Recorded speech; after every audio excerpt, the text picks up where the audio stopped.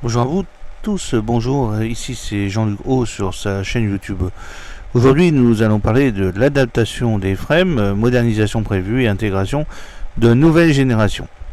Les frégates de défense et d'intervention, les FREMM, sont des navires polyvalents et avancés, comme je l'ai dit dans la vidéo précédente, conçus pour répondre à une variété de missions maritimes.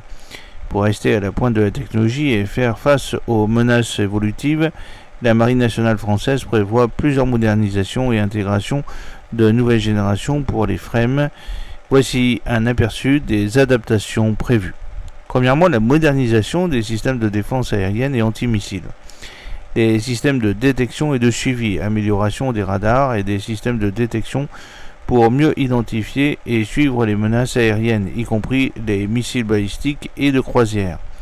Intercepteurs avancés, intégration de missiles intercepteurs de nouvelle génération capables de neutraliser les menaces aériennes à longue portée et à haute vitesse. Deuxièmement, les capacités anti-sous-marines ASM améliorées. Les sonars avancés. La mise à jour des systèmes de sonar pour une meilleure détection et localisation des sous-marins ennemis. Les torpedos et contre-mesures sont le développement de torpilles et de contre-mesures ASM plus efficaces capables de neutraliser les sous-marins modernes. Troisièmement, intégration de l'intelligence artificielle. Des systèmes de commandement et de contrôle, l'utilisation de l'intelligence artificielle pour améliorer les capacités de prise de décision et de gestion des opérations. Les algorithmes d'intelligence artificielle peuvent analyser les données en temps réel et fournir des recommandations stratégiques. Automatisation des tâches, avec l'automatisation de certaines tâches de routine, libérant ainsi du temps pour les équipages humains afin qu'ils se concentrent sur des missions plus critiques. Quatrièmement, les drones et les systèmes autonomes, les drones de surveillance, avec l'intégration de drones aériens, de surface et sous-marins pour la surveillance et la reconnaissance.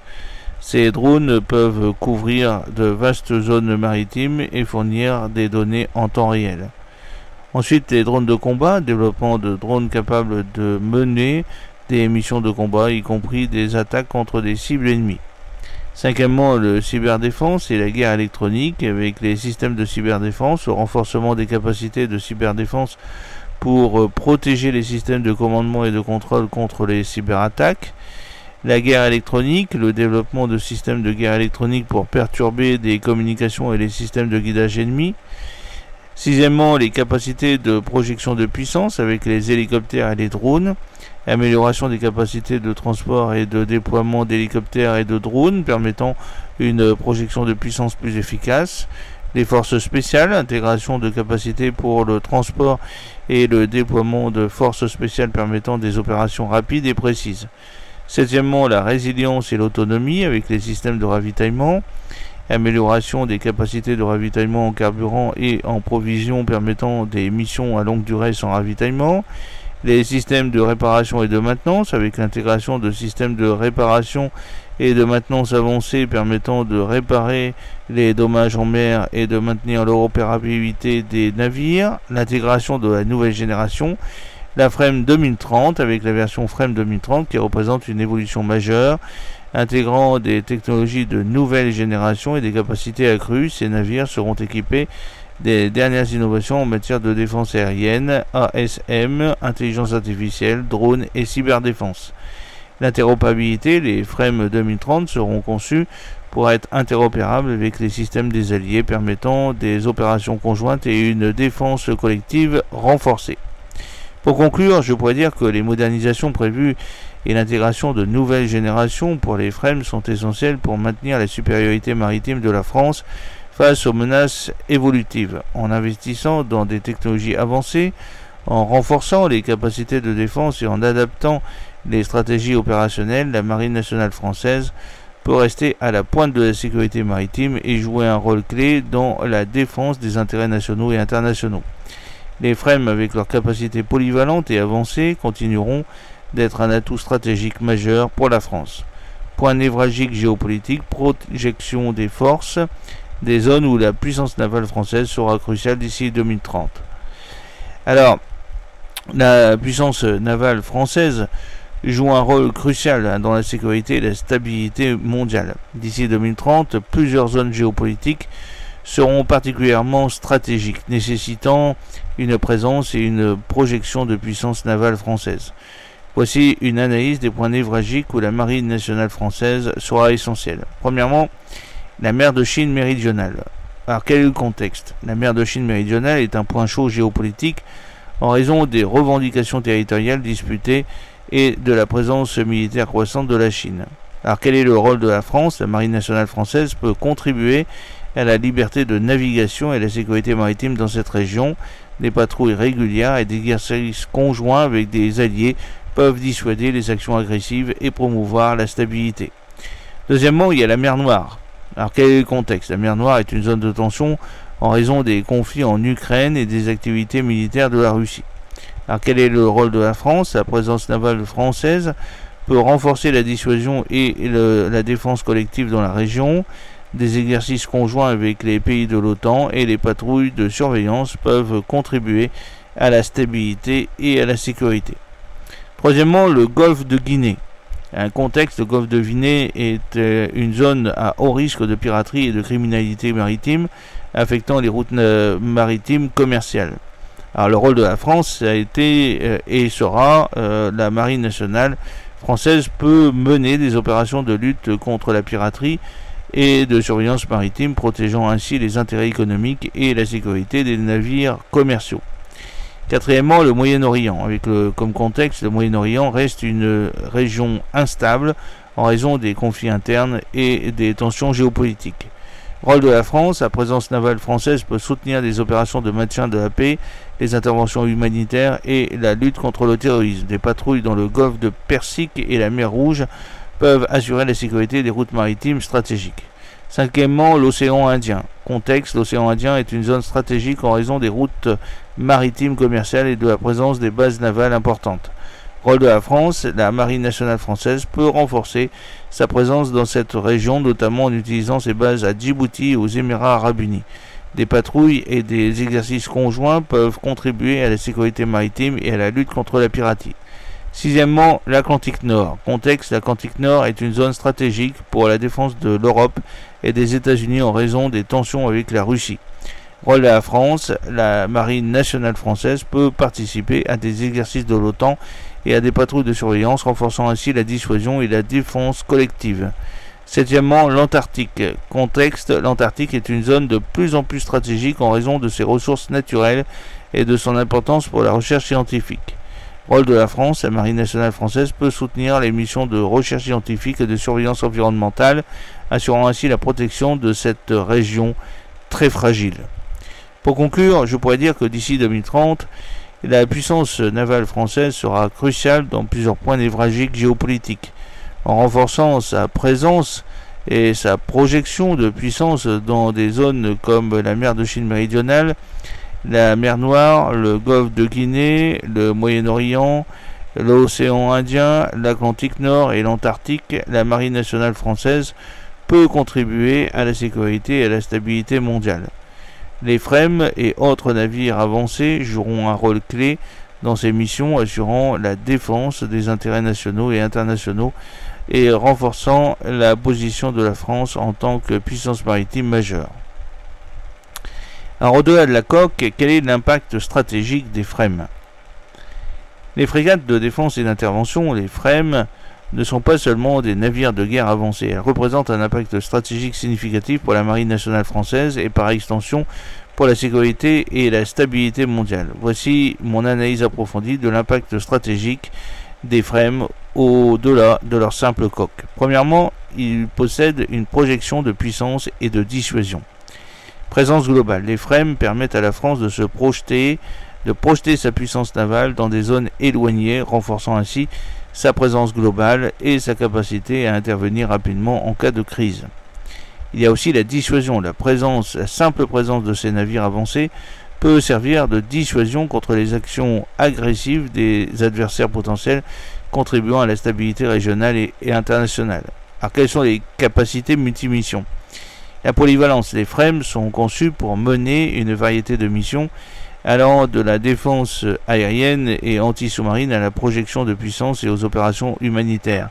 Cette polyvalence permet à la marine nationale de répondre efficacement à une large gamme de menaces et de situations. Interopérabilité. Les FREMM sont conçus pour opérer en coordination avec d'autres forces navales alliées participant à des missions de l'OTAN et à des opérations conjointes. Cette interopérabilité renforce les capacités de défense collective et la coopération internationale. Troisièmement, technologie et innovation. Parlons maintenant des systèmes avancés. Les FREMM intègrent des technologies de pointe, telles que les systèmes de détection et de suivi avancés, des capacités de guerre électronique et des systèmes de commandement et de contrôle sophistiqués. Ces technologies permettent une meilleure prise de décision et une réponse plus rapide aux menaces. Intelligence artificielle. L'intégration de l'intelligence artificielle dans les systèmes de commandement et de contrôle des FREMM permet une analyse plus rapide et plus précise des données, améliorant ainsi les capacités de surveillance et de prise de décision. Quatrièmement, la sécurité maritime et la lutte contre la piraterie. Surveillance maritime. Les FREMM peuvent être déployés pour des missions de surveillance maritime protégeant les routes maritimes commerciales et les zones économiques exclusives, les ZEE de la France. Lutte contre la piraterie. Dans des zones à haut risque de piraterie comme le golfe de Guinée, les FREMM peuvent mener des opérations de lutte contre la piraterie assurant la sécurité des navires commerciaux et des populations côtières. Cinquièmement, intervention humanitaire et aide d'urgence. Opération humanitaire. Les FREMM peuvent être rapidement déployés pour fournir une aide d'urgence en cas de catastrophe naturelle ou de crise humanitaire. Leur capacité à transporter des équipements médicaux, des provisions et des équipes de secours en fait des atouts précieux pour les opérations humanitaires. Soutien logistique. Les FREMM peuvent également servir de plateforme de soutien logistique fournissant des ravitaillements et des réparations aux autres navires et forces déployées dans les zones de crise. Sixièmement, renforcement de la sécurité nationale et internationale, défense des intérêts nationaux. Les FREMM permettent à la France de défendre ses intérêts nationaux, notamment en protégeant ses territoires d'outre-mer et ses zones économiques exclusives. Contribution à la sécurité internationale en participant à des missions de maintien de la paix et à des opérations conjointes avec des alliés. Les FREMM contribuent à la sécurité et à la stabilité internationale. Pour conclure, je pourrais dire que les FREMM représentent bien plus qu'un simple navire de guerre. Elles incarnent l'impact stratégique de la marine nationale française au-delà de leur coque. Leur polyvalence, leur capacité avancée et leur interopérabilité en font des atouts majeurs pour la projection de puissance, la dissuasion, la sécurité maritime et les interventions humanitaires. En investissant dans les FREMM, la France renforce sa position de puissance maritime majeure et affirme son engagement envers la sécurité et la stabilité mondiale. Ces frégates sont essentielles pour faire face aux défis géopolitiques actuels et futurs, assurant ainsi la défense des intérêts nationaux et internationaux. La projection de puissance, protéger les intérêts français, les routes commerciales et les territoires d'outre-mer. On en a parlé, la défense des zones économiques exclusives est essentielle, la souveraineté territoriale, la Liberty of Navigation pour la sécurité des routes commerciales, la lutte contre la piraterie, la réponse aux catastrophes naturelles, les opérations d'urgence, la présence dissuasive, les opérations conjointes, la collecte de renseignements, la guerre électronique, les interventions rapides, le soutien aux opérations terrestres. La projection de puissance navale par les FREMM est essentielle pour protéger les intérêts stratégiques de la France, les routes commerciales vitales et les territoires d'outre-mer. Leur polyvalence et leur capacité avancée et leur interopérabilité en font des atouts majeurs pour la défense nationale et les opérations internationales.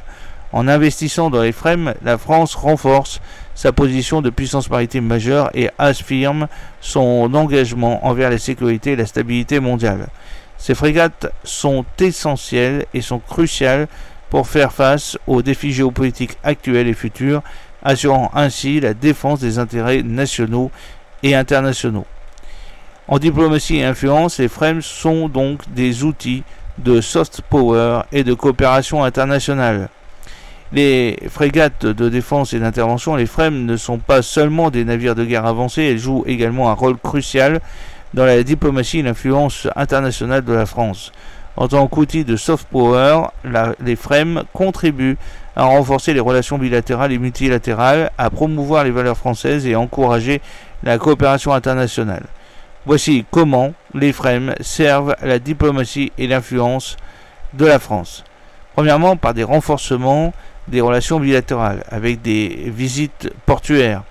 Les FREMM effectuent des visites portuaires dans différents pays, offrant des opportunités de rencontres et de discussions avec les autorités locales, les forces armées et les communautés. Ces visites renforcent les liens bilatéraux et favorisent la coopération mutuelle. Ensuite, par des exercices conjoints. Les FREMM participent à des exercices conjoints avec des marines des pays partenaires, améliorant l'interopérabilité et renforçant les relations de confiance. Ces exercices permettent également de partager des connaissances et des meilleures pratiques. Deuxièmement, la promotion des valeurs humanitaires françaises avec l'aide humanitaire par exemple, ou la défense des droits de l'homme en participant à des missions de maintien de la paix. La coopération internationale avec des opérations multinationales, le partage de technologies, la dissuasion et la stabilisation avec des présences dissuasives, la médiation et la négociation. Les FREMM peuvent être utilisés comme outils de médiation et de négociation dans des situations de crise. Leur présence peut encourager les parties en conflit à engager des discussions et à trouver des solutions pacifiques. Cinquièmement, le renforcement de l'influence culturelle, les échanges culturels. Les équipages de la FREMM participent à des échanges culturels avec des communautés locales lors de leurs visites portuaires. Ces échanges favorisent la compréhension mutuelle et renforcent les liens culturels entre la France et les pays hôtes. La promotion de la langue française. Les FREMM peuvent servir de plateforme pour promouvoir la langue française à l'étranger.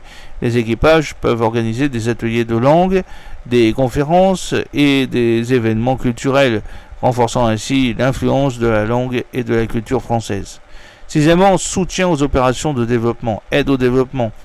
Les FREMM peuvent être déployés pour soutenir les opérations de développement dans les pays en voie de développement. Elles peuvent fournir une assistance technique, des formations et des équipements, contribuant ainsi au développement économique et social des pays partenaires. Renforcement des capacités. Les FREMM peuvent offrir des formations et des conseils aux forces armées des pays partenaires, renforçant ainsi leurs capacités de défense et de sécurité. Ces initiatives contribuent à la stabilité régionale et à la sécurité internationale. Pour conclure, je pourrais dire que les FREMM sont bien plus que des navires de guerre, elles sont des outils puissants de soft power et de coopération internationale. En renforçant les relations bilatérales, en promouvant les valeurs françaises, en encourageant la coopération internationale et en soutenant les opérations de développement, les FREMM contribuent à l'influence diplomatique de la France. Leur présence et leur action renforcent la position de la France en tant que leader mondial et promoteur de la paix et de la stabilité et du développement. En utilisant les FREMM comme outil de diplomatie, la France peut renforcer son influence et ses relations avec les pays partenaires tout en promouvant ses intérêts et ses valeurs à l'échelle mondiale. Alors, quelles sont les implications économiques, l'impact sur l'industrie de défense française et l'innovation technologique? Les FREMM de défense et d'intervention, les FREMM, ont des implications économiques significatives pour la France, notamment en termes de soutien à l'industrie de défense nationale et de stimulation de l'innovation technologique. Voici mon analyse détaillée de ces impacts. Premièrement, le soutien à l'industrie de défense nationale. Avec la création d'emplois, la conception, la construction et la maintenance des FREMM génèrent des emplois dans différents secteurs, y compris l'ingénierie, la construction navale, la fabrication de composants et les services de soutien. Ces emplois sont souvent hautement qualifiés et contribuent à la stabilité économique. Deuxièmement, la chaîne d'approvisionnement. Les FREMM nécessitent une chaîne d'approvisionnement complexe impliquant de nombreux fournisseurs et sous-traitants. Cela soutient une variété d'entreprises, de petites et moyennes entreprises PME aux grandes entreprises, renforçant ainsi l'économie locale et régionale. Les exportations. La réussite des FREMM sur le marché international peut ouvrir des opportunités d'exportation pour l'industrie de défense française. Les exportations de navires et de technologies associées peuvent générer des revenus substantiels et renforcer la position de la France en tant que leader technologique. Deuxièmement, l'innovation technologique. Recherche et développement. Le développement des FREMM stimule la recherche et le développement dans divers domaines technologiques, tels que les systèmes de détection, les capacités de guerre électronique, les technologies de communication et les systèmes de commandement et de contrôle. Ces innovations peuvent ensuite être appliquées à d'autres secteurs de l'économie. Transfert de technologie. Les technologies développées pour les FREMM peuvent être transférées à d'autres industries, stimulant ainsi l'innovation dans des secteurs tels que l'aérospatial, l'automobile et les technologies de l'information. Ce transfert de technologie peut conduire à des avancées significatives et à de nouvelles opportunités économiques. Collaboration académique. Les projets de défense comme les FREMM encouragent la collaboration entre les universités, les instituts de recherche et les entreprises privées. Cette collaboration favorise l'innovation et le développement de nouvelles technologies, renforçant ainsi la position de la France en tant que leader technologique. Troisièmement, le développement des compétences, formation et éducation. La construction et la maintenance des FREMM nécessitent des compétences spécialisées, encourageant ainsi la formation et l'éducation dans les domaines tels que l'ingénierie, la cybernétique et les technologies de l'information. Cela renforce le capital humain de la France et prépare la prochaine génération de travailleurs hautement qualifiés. Innovation pédagogique. Les projets de défense peuvent également stimuler l'innovation pédagogique avec le développement de programmes de formation spécialisés et de curriculums adaptés aux besoins de l'industrie de défense. Cela peut conduire à des avancées dans l'éducation technique et scientifique. Quatrièmement, l'impact sur les finances publiques. Investissement public. Les investissements dans les FREMM peuvent stimuler l'économie en augmentant les dépenses publiques dans le secteur de la défense. Ces investissements peuvent avoir un effet multiplicateur générant des revenus supplémentaires pour l'État via les impôts et les contributions sociales. Réduction des dépenses sociales. En créant des emplois et en stimulant l'économie, les projets de défense comme les FREMM peuvent réduire les dépenses sociales telles que les allocations de chômage et les aides sociales en augmentant les revenus des ménages et en réduisant le chômage. Attraction des investisseurs étrangers. Image technologique. La réussite des FREMM renforce l'image de la France en tant que leader technologique et innovant, attirant ainsi des investisseurs étrangers dans le secteur de la défense et d'autres industries technologiques.